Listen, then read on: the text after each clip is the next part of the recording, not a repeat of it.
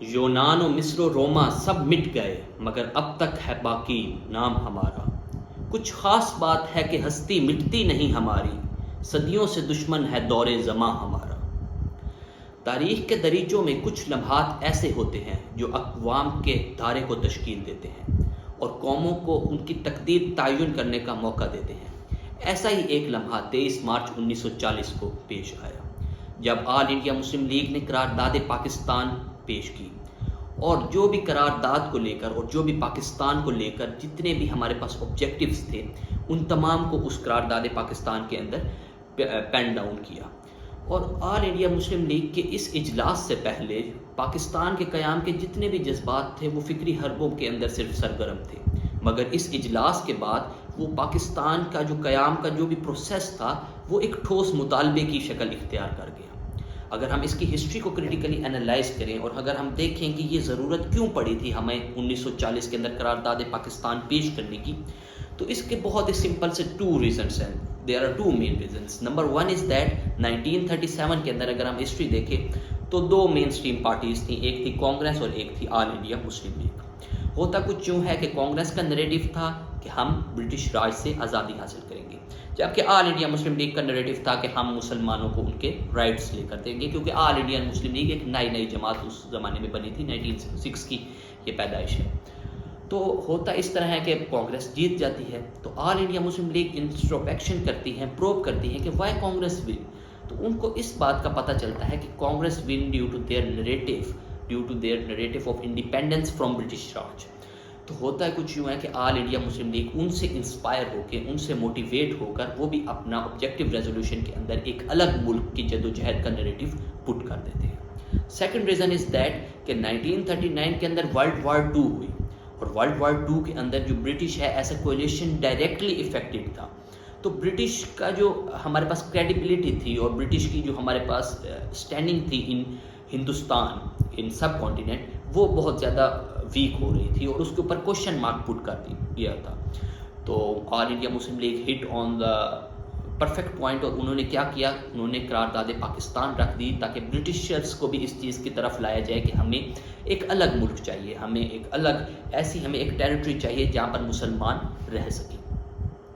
تو 1937 سے لے کر اور 1939 تک کا جو پیریڈ تھا جب کانگریس رول میں تھی، کیونکہ کانگریس ہمارے پاس الیکشن جیت گئی تھی، وہ مسلمانوں کے لیے ایک بہت ہی مشکل ترین پیریڈ تھا. مسلمانوں کو نو امپلائمنٹ، جابس نہیں دی گئیں، ریلیجیس رائٹس کو کرب کیا گیا ہے، ان کو ڈپرائیو رکھا گیا ہے بیسک ریسورسز سے.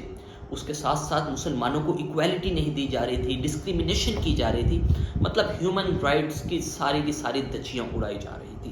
اسی وجہ سے objective resolution is considered as the Magna Carta. اس کو میگنا کارٹا کے ساتھ سمبولائز کیا جاتا ہے یا اس کے ساتھ تشبیہ دی جاتی ہے.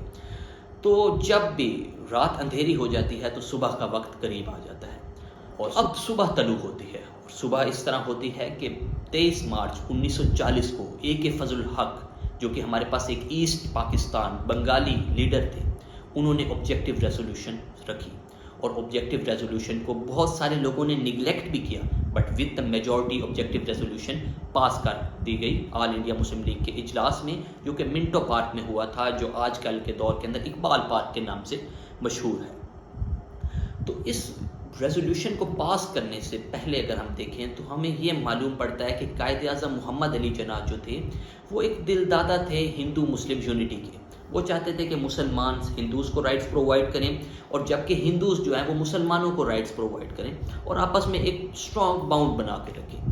مگر جب قائد اعظم کو یہ ریئلائز ہوا کہ دس از ناٹ پاسبل، تو 1940 میں قائد اعظم نے بھی اپنی تقریر، اپنے اسپیچ کے اندر وہی اسپرٹس استعمال کیے، وہی ورڈز استعمال کیے، وہی تھاٹس اور انٹیوشنز استعمال کیے جو 1930 کے الہ آباد ایڈریس کے اندر علامہ محمد اقبال نے استعمال کیے تھے. اور قائد اعظم نے بھی ٹھوس مطالبہ کیا کہ مسلمانوں کو ایک الگ ٹیریٹری چاہیے، مسلمانوں کو ایک الگ ریپریزنٹیشن چاہیے، مسلمانوں کے لیے ایک الگ ان کی ہمارے پاس ٹیریٹری ہونی چاہیے، ان کے فارن افیئرس، کمیونیکیشن، ان کی ڈیفنس ایک الگ ہونی چاہیے، اور وہ الگ ایک ملک ہونا چاہیے.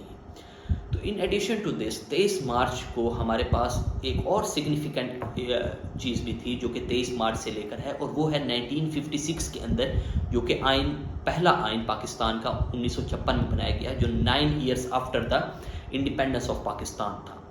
اور اس آئین کے اندر, اس کانسٹیٹیوشن کے اندر پاکستان کے جو بیسک پرنسپلز تھے, پاکستان کا جو بیسک اسٹرکچر تھا, انفراسٹرکچر تھا, وہ لے ڈاؤن تھا. اور اب بھی most of the infrastructure of Pakistan جو کہ 1973 آف کانسٹیٹیوشن آف پاکستان کے اندر ہے, وچ از روٹڈ فرام دا 1956 کانسٹیٹیوشن.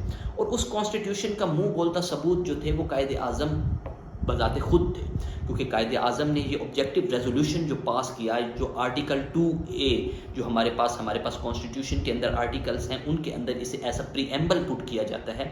تو اس کانسٹیٹیوشن کے اندر قائد اعظم محمد علی جناح نے اس کو فالو اپ بھی کر کے دکھایا تھا before in acting this constitution. Quaid Azam محمد علی جناح نے ایک پیسفل وے کے اندر, without any destruction, without fighting, انہوں نے اپنا سینٹیمنٹ, اپنے پوائنٹس, اپنے جتنے بھی تھاٹس اور انٹیوشنس تھے ان کو پٹ کیا برٹشرس کے سامنے. انہوں نے پٹ کیا in the front of students, intellectuals کے سامنے, ٹیچرس کے سامنے, بزنس مینس کے سامنے. اور اس طرح انہوں نے 1940 کی قرارداد سے لے کر 1947 تک جدوجہد کی, اور 14 اگست 1947 کو پاکستان کا قیام ہوا.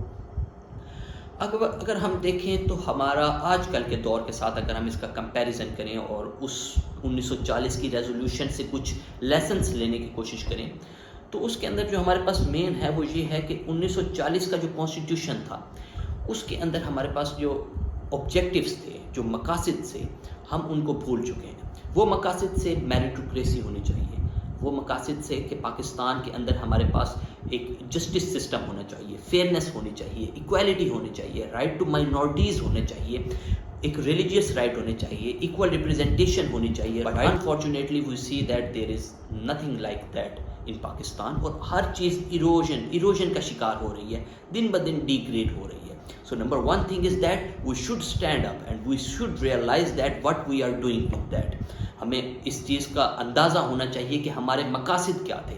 تو آج کا دن نہ صرف پریڈ دیکھنے کا دن تھا, نہ صرف ہمیں اس طرح کچھ باتیں کرنے کا اور کچھ شعر و شاعری کے تھرو یا اسٹیٹسز لگانے کے تھرو انسپائر ہونے کا دن تھا, بلکہ آج کا دن تھا اپنے آپ کو اس چیز کا سیلف انالیسس کرنا, اپنے آپ کو اس چیز کا ریئلائز کروانا کہ ہمارا ملک کس سائڈ پر جا رہا ہے, ہمارے مقصد کیا تھے, ہمارے اوریجن کیا تھے.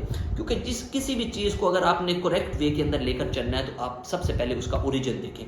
when you are doing something so you have to find out the origin کہ میں نے یہ کام شروع کیوں کیا تھا.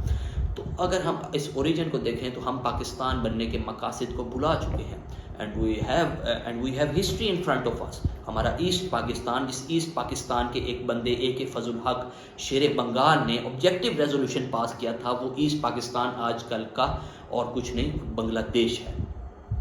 تو میں اپنے نوجوانوں کے ساتھ اس چیز کے اندر ایڈریس کر رہا ہوں ان کو کہ آپ تمام لوگوں نے اس چیز کو ریئلائز کرنا ہے کہ اسلام کے پاسبان ہیں ہم ہیں جو اس پاکستان کے پاسبان ہیں, ہم ہیں جو مسلم کمیونٹی کو ریپرزینٹ کر رہے ہیں. We are the representative of society at that time, and یہ ٹائم واپس نہیں آئے گا. After some time we will not live in this world and we have to leave this world, but still we are the part of this world and we are responsible and we should be responsible for everything which is done in this Pakistan اور in this world. So we should represent our self, we should stand up, we should take action. ہمیں awareness پیدا کرنی چاہیے, ہمیں کوشش کرنی چاہیے, ہمیں جد و جہد کرنی چاہیے. I am not asking for the fighting, I am just asking for the hard work. ہمیں اس ہارڈ ورک کو واپس ریئلائز کرنا ہوگا کہ یہ ملک ہمیں وراثت میں ملا ہے, یہ ملک ہمیں ہمارے آباء و اجداد نے دیا ہے. ہمارے سامنے ہماری ہسٹری موجود ہے کہ ہمارے آبجیکٹیوز یہ تھے. So why we are forgetting our history, ہم کیوں اسے بھول رہے ہیں. ہمیں ریئلائز کرنا ہوگا کہ واٹ از اوور ویز, ہمیں اپنے راستے تعین کرنے ہوں گے. We should stand up, we should take action by working hard in our studies, by showing loyalty to our self, by showing loyalty to our families. So this is the point and I will end my video with شعر آف علامہ اقبال کہ نکل کر صحرا سے جس نے روما کی سلطنت کو الٹ دیا, سنا ہے قدسیوں سے میں نے وہ شیر پھر ہوشیار ہو رہا ہے. Thank you very much. Well done mister Jawad.